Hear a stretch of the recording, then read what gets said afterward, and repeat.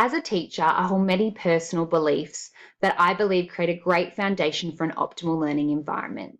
These include catering to individual learning needs and styles, assisting students to realise their potential and extending this beyond the scope of the classroom, and developing inclusive and supportive environments that encourage engagement among students, as well as building positive and respectful relationships with all students.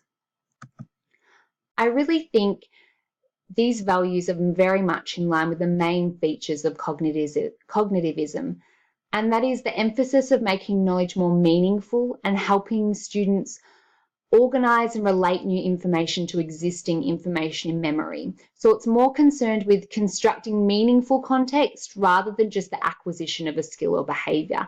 And I think that can be seen in the multi-store model of information processing by Atkinson's and Shinrith, which describes the 3 levels of memory and really addresses how information is received, organised, stored and retrieved by the memory.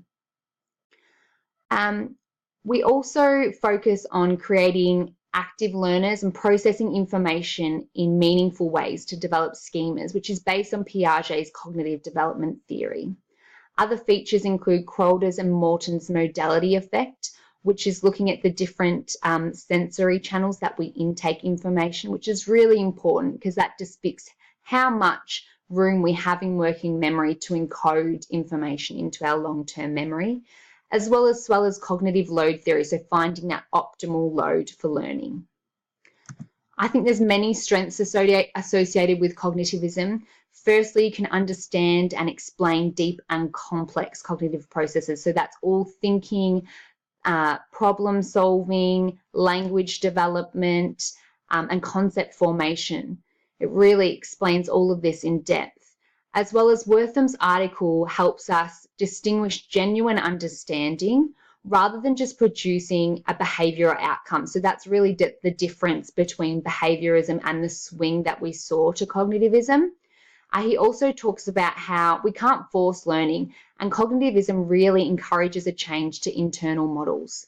It also utilises different learning styles, as well as creating a really rich classroom environment that fosters active learning and spontaneous learning as well.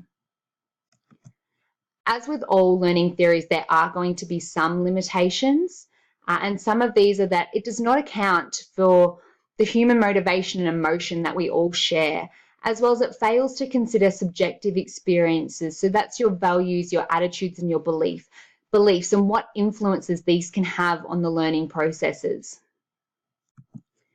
So there's many strategies you can use to apply cognitivism in the classroom, and it's really the teacher's responsibility to assist in learning, in organising information in an optimal way for students, as well as analysing the instructional material and designing them to reduce load on the working memory and facilitate changes in that long-term memory. So that's associated with all the schema acquisition.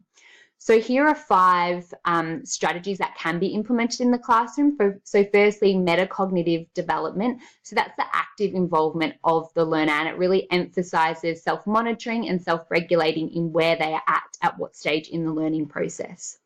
You can also use rehearsal and chunking, and that's to accommodate new information as quickly and as easily as possible, and it really helps in the process of retention into long-term memory.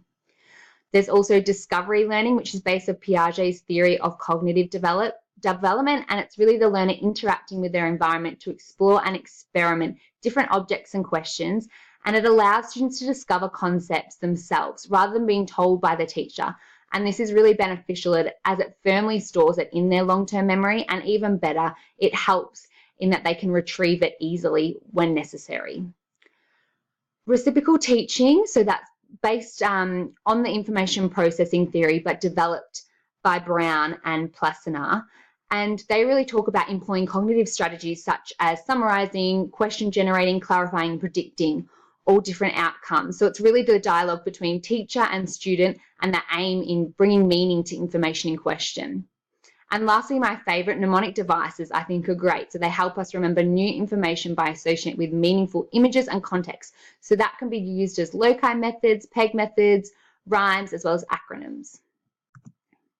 So referring back to my personal beliefs, I think it's highlighted throughout the presentation particularly in the strengths and the applications of cognitivism, how they match up. So in terms of, we've noted so many times it's catering to individual learning needs and styles.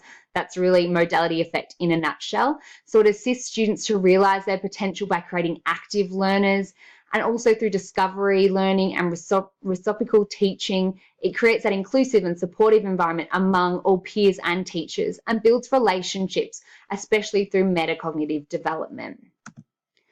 So I think in summary, cognitivism is a fantastic learning theory. There's so many strategies you can employ to allow students to become active and engaged.